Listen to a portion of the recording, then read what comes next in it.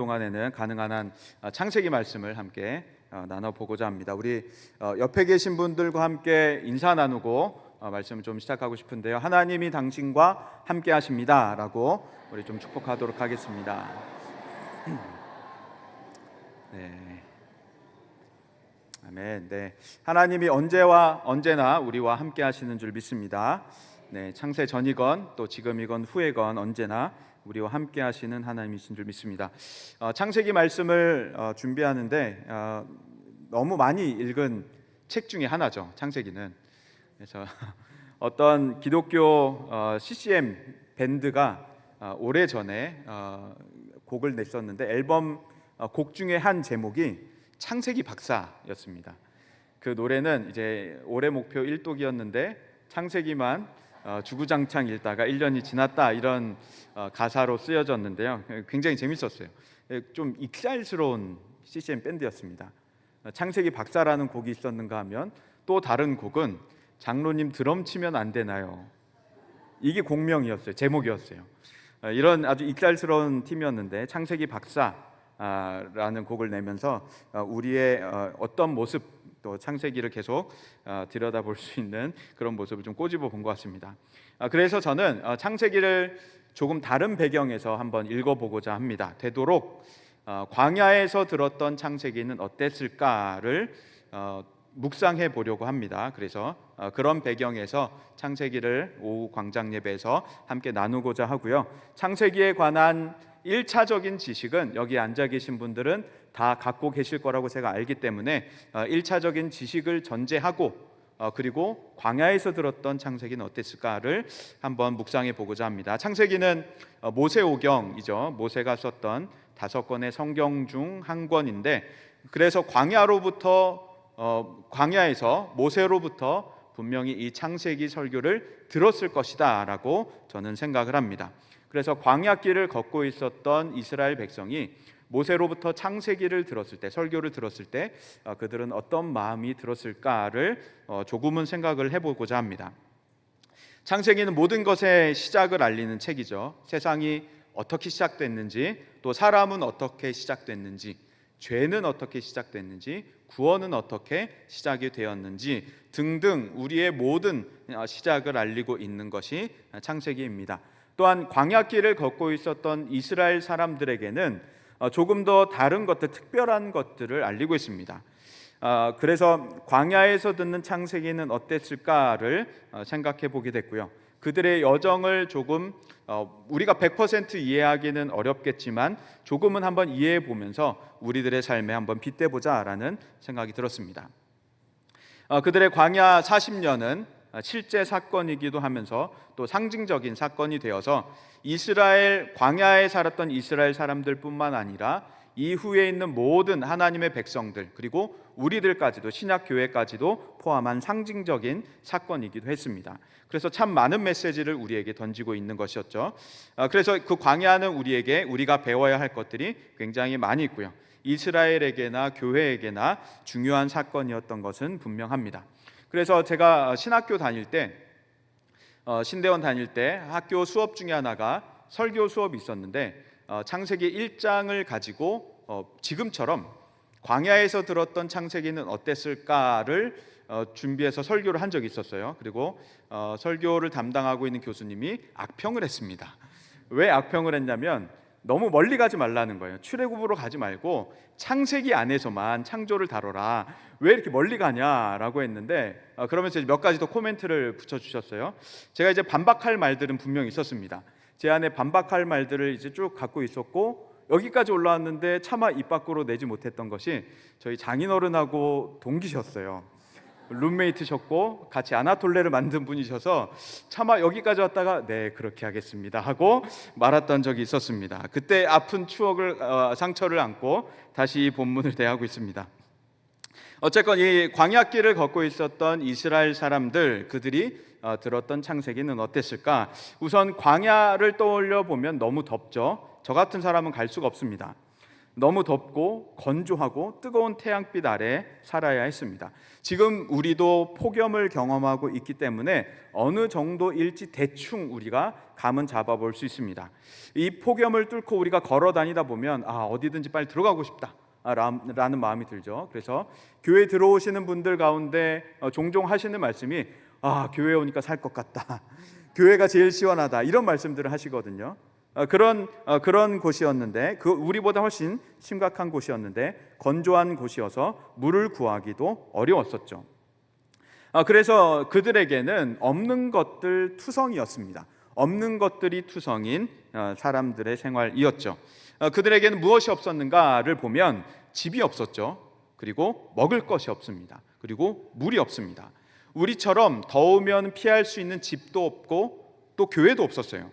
또 요즘처럼 폭염 대피 시설도 없었습니다. 물론 이제 구름기둥 이렇게 있긴 했지만 물을 들고 다닐 것도 없었고 언제든지 사 먹을 수 있는 마트도 없었습니다. 그래서 그들의 광야길은 없는 것 투성이었다라고 그렇게 별명을 붙일 수 있겠습니다. 그런데 또 반면에 없는 것 투성이인 그 뜨거운 태양 아래에서 걸어야 했는데 많은 것 투성이었습니다. 없는 것 투성이었는데 또 많은 것 투성이었어요. 뭐가 많았을까요? 그들에게는 뭐가 많았을까요? 불평불만. 네, 그렇죠. 불평불만도 많았고, 또 그 물리적인 것들을 생각을 해보자면 그들에게는 짐이 많았습니다. 출애굽기 12장을 보면 35절 36절에 보면 이렇게 나와 있습니다. 이스라엘 자손이 애굽 사람에게 은금 패물과 의복을 구하매. 그러니까 그들이 출애굽할 때 주변 사람들에게, 마을 사람들에게 은금 패물을 구하고 의복을 구했더니 그들이 다 줬다는 거예요. 36절에 보면 그들이 구하는 대로 주게 하심으로 그들이 애굽 사람의 물품을 취하였더라. 그러니까 마을 사람들의 보석들, 옷들을 가지고 그들이 출애굽한 겁니다. 그러니까 본인들의 재산뿐만 아니라 애굽 사람들의 짐도 같이 가지고 나왔어요. 그런데 또 뭐가 많았는가? 가족들도 많았고 짐승도 많았습니다. 그러니까 홀로 광야길을 걸었던 것이 아니라 사람들이 딸려 있었고 짐승들이 있었다는 것이죠. 출애굽기 12장 37절과 38절에 보면 유아 외에 보행하는, 그러니까 걷지 못하는 사람 지금 수를 안 셌어요. 걷는 사람만 수를 셌더니 장정이 60만 가량이요 라고 합니다. 그러니까 애기들도 있었던 거죠. 애기들을 안고 업고 끼고 온갖 것들을 다 해서 다녀야 했어요. 38절에 보면 수많은 잡족이라고 나오는데, 여기 보면 이제 출애굽할 때 당시에 이스라엘을 보면 하나님의 구원에 대한 메시지들을 들으면서 이스라엘인들뿐만 아니라 주변에 함께 하고자 하는 사람들이 같이 출애굽하게 됐죠. 그러니까 이스라엘 외부 이방인들도 함께 출애굽을 했었습니다. 그래서 잡족들이 같이 나오게 되고 양과 소와 심이 많은 가축이 그들과 함께 나오게 됩니다. 그러니까 짐도 많고 가족도 많고 그리고 짐승도 많았던 것이 이스라엘의 광야길이었어요. 없는 것들 투성인데 있는 것들 투성이. 그러니까 고된 여정이 그들에게 펼쳐지고 있었던 것이었죠. 창세기 15장에 하나님께서 아브라함에게 큰 재물을 이끌고 나올 것이라는 14절에 하셨던 언약이 그대로 응해진 것이었죠. 정말 고된 여정일 수밖에 없었습니다. 안 좋은 기후 아래였고 집이 없고 먹을 것이 없고 물이 없는데 가족은 많고 짐은 많고 짐승도 많고 갈 길도 멀었던 그들의 삶이었습니다. 이들이 들었던 창세기는 어떤 느낌으로 다가오게 됐을까요? 먼저 태초에 하나님이 천지를 창조하시니라 라고 하시면서 창세기 1장에서는 바로 하나님과 창조 전의 상태를 비교해 봅니다. 창조 전의 모습을 보면 하나님과는 상반된 모습들을 보여지게 되는데요. 먼저 무질서한 세상이었죠. 그러나 하나님은 질서의 하나님이십니다. 창조 전에 세상을 보면 공허했다라고 하는데 하나님은 충만하신 하나님이시죠. 또 창조 전에 보면 세상은 흑암이었다라고 하는데 하나님은 빛이신 하나님이시죠. 그러니까 하나님과 상반된 이미지의 세상이 존재했었고 그 세상에 하나님께서 창조를 시작하십니다. 혼돈, 공허, 흑암이 창조 전의 모습이었고 질서, 충만, 빛이신 하나님께서 창조를 시작하십니다. 무질서하고 공허하고 흑암 있는 곳에 하나님께서 일하시기 시작하니 질서가 잡히고 충만해지고 빛이 생겨납니다. 그 하나님의 창조의 모습이 6일 동안에도 아주 잘 나타납니다. 그래서 이명섭 목사님이라는 분은 처음 3일 동안은 혼돈한 세상을 나누시고 나머지 3일 동안은 공허한 세상을 나누셨다라고 평가를 하기도 합니다. 이것도 역시 표로 나눌 수 있는데 첫째 날과 넷째 날이 짝을 이루고 둘째 날과 다섯째 날이 짝을 이루고 셋째 날과 여섯째 날이 짝을 이루게 됩니다. 그래서 중간의 선을 기준으로 해서 왼쪽에 제일 윗줄 빛과 어둠을 나눈 게 첫째 날, 그리고 광명체들이 넷째 날, 궁창 나눈 것이 둘째 날, 그리고 윗궁창과 아랫궁창을 채운 게 다섯째 날, 그리고 물과 땅을, 바다와 땅을 나눈 것이 셋째 날, 그리고 바다에 그리고 땅의 것들을 채운 것이 여섯째 날이 된 겁니다. 그래서 이것은 하나님께서 이런 틀과 내용을 채우시는 것들로서 하나님께서는 6일 동안에 창조를 하셨습니다. 그래서 이 창조의 모습을 보면 아주 완벽한 계획을 가지고 창조하신 하나님의 모습이 나타납니다. 그래서 마치 아주 탁월한 건축가가 완벽한 건축물을 짓듯이 하나님께서 이 창조를 하고 계신 것을 보게 됩니다. 사람과는 전혀 다른 모습을 보여줍니다. 인간의 무계획 그리고 지혜의 한계와는 전혀 다른 모습들이죠. 우리들의 모습을 보자면, 우리가 살아가는 모습을 보자면 우리들은 굉장히 주먹구구식인 모습들이 많이 있습니다. 무엇을 만들다가도 이게 필요하겠는데 하기도 하고요. 요리를 만들다가도 간장이 필요하겠는데 간장탕이 되는 그런 일들도 우리는 경험하죠. 마감을 했다가 공사를 하다가도 다시 뜯고 공사하기도 하고, 그것이 바로 어쩔 수 없는 우리들의 연약한 모습, 한계의 모습입니다. 그런데 이것과 달리 하나님은 다르시다는 것이죠. 간혹 장난감이나 또 가구 등을 설명서 없이 조립하시려고 하는 분들이 계십니다. 남자분들 중에 특히 그런 분들이 많죠. 우리 남편이 그렇다라고 하면 마음속으로 조용히 손을 드시면 됩니다. 설명서를 들이밀면서 이게 설명서야 하면, 야, 그걸 딱 보면 알지, 그 설명서가 필요하냐, 야, 나는 그런 거 없어도 돼, 나만 믿어 하면서 조립을 열심히 시작했다가 중간쯤 가서 이게 안 맞네, 다시 풀르고 처음부터 다시 조립을 하게 되죠. 저도 한번 그런 적이 있습니다. 가구를 사와서 조립을 하다가 80% 다 조립을 했는데 큰 소리 떵떵 쳤어요. 야, 이 딱 보면 알지, 설명서 없이 조립할 수 있어 하고 80% 조립했다가 다시 다 풀렀어요. 아내한테 한번 그 꾸지람을 듣고 설명서를 처음부터 찬찬히 보고 다시 조립을 해냈습니다. 어쨌건 우리와 달리 하나님은 그렇지 않으시다는 거예요. 하나님은 우리 인간과 전혀 다르신 창조의 완전한 계획의 모습을 보여주셨다는 겁니다. 우리가 살아갈 세상을 하나님은 완벽한 계획 속에서 창조하셨다는 거예요. 틀을 만드시고 그 안에 내용물을 채우셨는데 굉장히 논리적으로 창조하셨고 또 상식적으로 창조하셨고 과학적으로 창조하셨습니다. 무엇이라 더 칭찬할 것들이 없을 정도로 완벽한 창조였었죠. 그래서 하나님의 창조를 바라볼 때면 우리는 마음이 안정되게 됩니다. 그래서 이와 같이 하나님은 존재하시고 또 하나님은 일하시는데 그 섭리가 완전하시다는 것입니다. 그래서 이스라엘은 자신의 삶을 존재하시는 하나님 안에서 또 일하시는 하나님 안에서 완전한 계획을 가지신 하나님 안에서 해석해 보려고 계속 노력하고 있었던 것이었죠. 그래서 창세기를 읽으면서도 그 하나님의 완전하신 창조가 지금 나에게 어떤 영향을 끼치는 것일까를 생각할 수밖에 없었던 것입니다. 그래서 그들은 우리가 왜 애굽에 살았어야 했었는지, 우리가 왜 애굽에서 나와야 했는지, 우리가 왜 가나안으로 가야 하는지에 대한 이유들을 설명하는 것이 바로 창세기 책이었던 것입니다. 아브라함에게 주셨던 민족을 세우시겠다는 그 언약이 자녀와 땅을 주시겠다는 언약이었죠. 이삭이 나고 이삭에게 야곱이 납니다. 우리가 너무 잘 알려져 있는 얘기죠. 야곱에게 12아들이 나는데 그 12아들은 지파가 되고 민족이 됩니다. 나라가 됩니다. 하나님께서는 땅을 주시고 그곳에서 그 12지파가 12지파가 민족이 살아가겠다는 것이었죠. 이후에는 요셉이 나게 되는데 요셉이 애굽에서 지내게 됩니다. 하지만 애굽이 그들의 약속의 땅은 아니었던 것이었죠. 그래서 이스라엘은 애굽에서 나오게 됐고 아브라함에게 주셨던 그 언약대로 나오게 됐고 지금 광야길을 걸어가고 있었던 것이었습니다. 그래서 성경은 이스라엘, 광야를 걷고 있는 이스라엘 사람들에게 왜라고 하는 질문에 지금 답을 주고 있는 중입니다. 하나님은 그래서 우리에게도 마찬가지로 무계획이 아닌 완전한 계획으로 일하고 계시다는 것이죠. 그 하나님은 지금도 여전히 우리에게 주권을 가지고 계시고 지금도 우리가 살아가는 이 세상을 통치하고 계시는 하나님이시란 겁니다. 창조하셨을 때 보여주셨던 그 완전한 계획처럼 우리 삶에도 우리의 광야길에도 여전히 일하고 계시다는 것입니다. 세상은 있고를 계속 자랑하는 사람들이죠. 집이 있고, 나한텐 집이 있고, 나한텐 차가 있고, 집이 몇 평이고, 차가 얼마고, 나한텐 부동산이 뭐가 있고, 주식이 얼마 있고, 이런 것들을 자랑합니다. 세상은 계속해서 있고를 자랑해요. 그런데 그 가운데서 없고 없는 사람들이 바로 우리들 가운데 존재하는 것이죠. 광야길을 걷는 사람들이 바로 그런 사람들이었던 것이고요.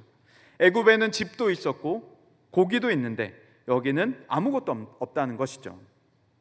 광야길을 걷는 그들의 불평의 가치가 바로 애굽의 집, 고기에 있었기 때문입니다. 하나님의 언약에는 있지 않았기 때문인 것이죠. 눈에 보이지 않는 하나님, 곧 다가오는 언약의 성취를 보지 못하고 그것을 붙들지 못했다는 것입니다. 그래서 있고를 자랑하는 사람들의 틈 속에서 우리는 어떻게 살아가야 할까요? 없고 없었던 사람이 있었습니다. 1916년도에 평안남도에서 태어난 분입니다. 우리보다 한참 선배시죠. 이는 평양에서 유복하게 자랐습니다. 아버지는 사업가셨고 굉장히 돈이 재산이 많았던 집안이었습니다. 이는 공부도 꽤 잘해서 미술을 특히 잘해서 일본에 유학도 갔다 온 사람이었습니다. 그런데 일본에 유학 갔다가 한국으로 돌아왔을 때 6.25 전쟁이 터지게 되었죠. 피난길을 떠납니다. 그리고 전쟁이 터지기 전에 원산에서 일본인 여성과 만나서 결혼을 했었는데 그 가족들을 데리고 피난길을 가게 되죠. 부산으로도 가고 통영으로도 가고 나중에는 제주에까지 갑니다. 그는 집도 잃었고 고향도 잃게 됐죠. 그가 1951년도에 그린 그림이 있습니다. 아마도 이것에 대해서는 서귀포에 도착하고 얼마 되지 않았을 때 그렸을 것이다 라는 그림인데요. 이 그림은 이중섭이라는 화가가 그린 그림입니다. 제목은 섭섬이 보이는 풍경이라는 그림이고요. 고 이건희 회장이 소장하고 계시다가 이제 이중섭 미술관으로 환원하게 되었죠. 이 그림을 보자면 잠시 그림 한 번만 더 띄워주시겠어요? 그림을 보자면 제 개인적인 느낌은 불안감이 느껴지지 않았습니다. 오히려 평온한 사람이 마을을 바라보고 그린 듯한 고즈넉한 느낌 그리고 안정된 느낌이 제게는 들었습니다. 그래서 과연 이것이 집도 잃고 고향도 떠나온 피난길을 떠났던 사람이 그린 그림일 수 있을까 싶을 정도로 색채도 굉장히 평온했고 그림도 안정적이었습니다. 피난길을 떠난 사람, 집도 고향도 잃은 사람의 눈에 자신의 한탄스러운 처지가 아닌 섭섬의 평온한 모습이 보였던 것은 아닐까라고 생각해 보게 됩니다.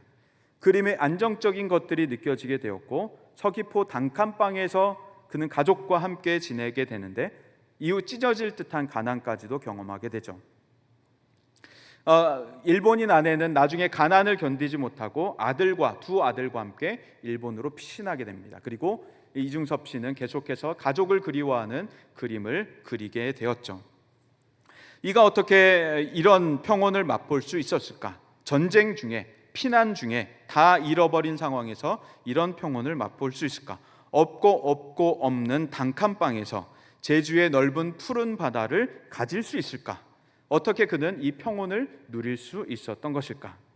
성경시대 속에 한 사람이 또 연관지어 생각이 났습니다. 성경시대에는 다양한 강대국들이 이스라엘을 괴롭히고 있었는데요. 그 중에 하나 대표적인 국가가 바벨론이었죠. 바벨론의 횡포 앞에 이스라엘은 때때로 자주 고통을 당했습니다. 그때 한 선지자 하박국은 하나님께 계속해서 질문을 드리게 되죠. 왜 우리가 고통을 당해야 합니까?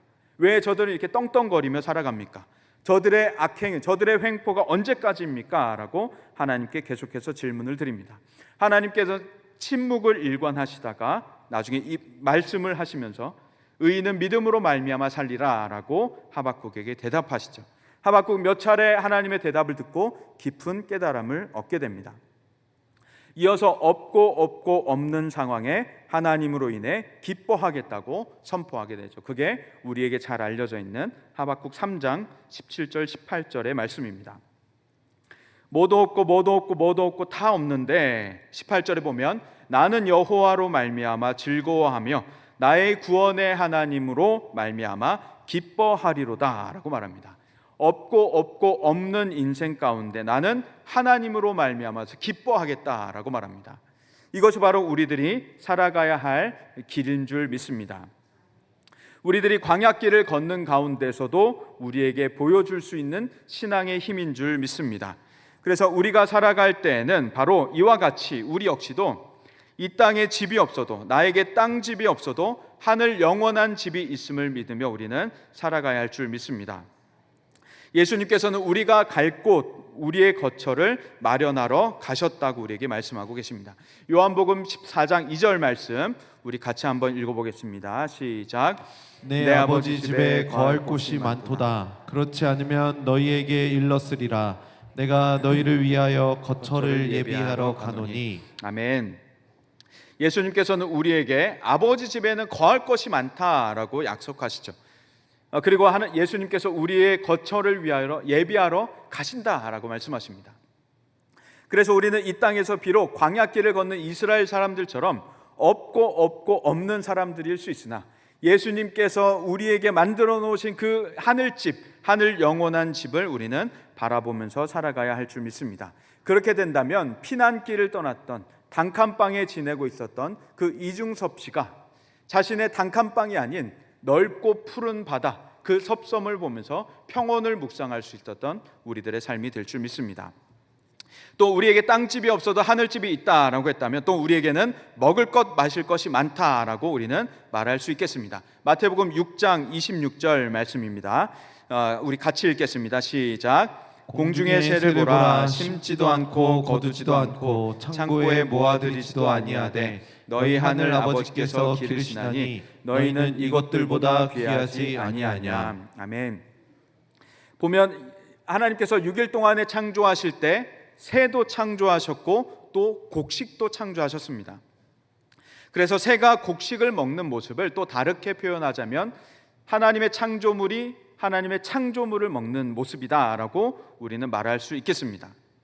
그래서 하나님의 창조물이 하나님의 창조물을 먹고 살아가는 것에는 모든 창조물의 주인이신 하나님, 모든 것의 소유의 왕이신 하나님께서, 모든 것을 통치하시는 하나님께서 이 세계가 하나님의 창조의 질서에 맞게 살아가도록 주관하시는 하나님의 손을 느낄 수가 있는 것입니다.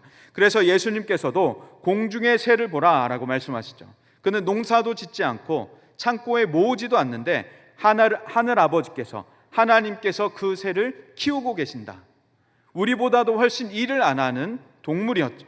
사람은 농사도 짓고 또 곡식을 창고에 들이기도 하는데 그런 일을 하지도 않는 새를 하나님께서 키우신다. 그런데 사람과 새 중에 무엇이 더 귀하냐라고 예수님 말씀하시는 것이었습니다. 답은 너무도 간단했죠. 우리가 새보다 훨씬 귀하다라는 것이 창세기 1장에서 명백하게 밝혀지고 있습니다. 그래서 예수님께서 우리에게 말씀하시는 것은 걱정하지 말아라 라는 것이죠. 염려하지 말아라 라는 것이었습니다. 너희에게는 먹을 것 마실 것이 많다. 내가 너희를 먹이기 때문이다 라고 말씀하신 겁니다.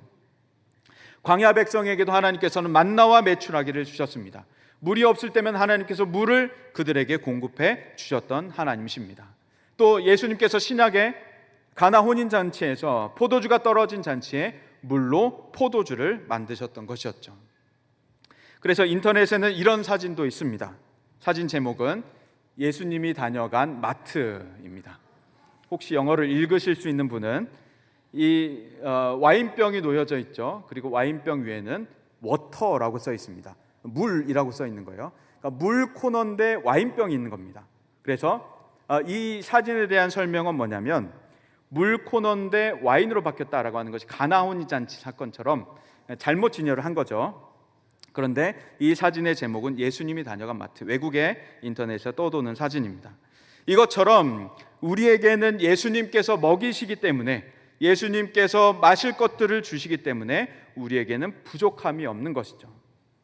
우리에게 땅집이 없고 하늘에 영원한 집이 있는데 하나님께서는 그곳에 우리에게 거할 곳을 많이 주셨고 또 이 땅에 살아가는 동안에도 하나님 우리가 굶지 않도록, 우리가 어려움 당하지 않도록 새보다도 귀한 우리들이 하나님의 걱정 없이 살 수 있도록 계속해서 먹이시고 입히시는 하나님이신 것입니다. 우리에게 집을 마련하시고 우리를 먹이시는 분이 바로 하나님 아버지시다라고 하는 것이죠. 그래서 우리는 뭐라고 고백할 수 있냐면 없고 없는 우리를 하나님이 업고 가신다라고 우리는 말할 수 있겠습니다. 우리들은 광야길을 걷는 동안에 이것도 없고 저것도 없고 나는 다 없다라고 우리는 말할 수 있겠지만 하나님은 그렇지 않으신 것이죠. 출애굽기 19장 4절 말씀입니다. 우리 한번 같이 읽어보겠습니다. 시작. 내가 애굽 사람에게 어떻게 행하였음과 내가 어떻게 독수리 날개로 너희를 업어 내게로 인도하였음을 너희가 보았느니라. 아멘. 지금 이 광야길에 사는 동안 집도 없고 고기도 없고 물도 없고 아무것도 없는 그들에게 하나님 뭐라고 말씀하시냐면 내가 너희를 독수리 날개로 업어서 이곳을 인도해냈다라고 말씀합니다. 그래서 하나님의 구원하심과 하나님의 인도하심을 모두 경험한 것이 바로 이스라엘의 광야길이었던 것이죠. 그래서 이 없고 없는 광야길에서 듣는 창조의 하나님은 또 어떤 모습이냐면 완전한 계획, 완전한 건축가 같은 모습이 있다면 또 한 모습은 왕의 모습입니다.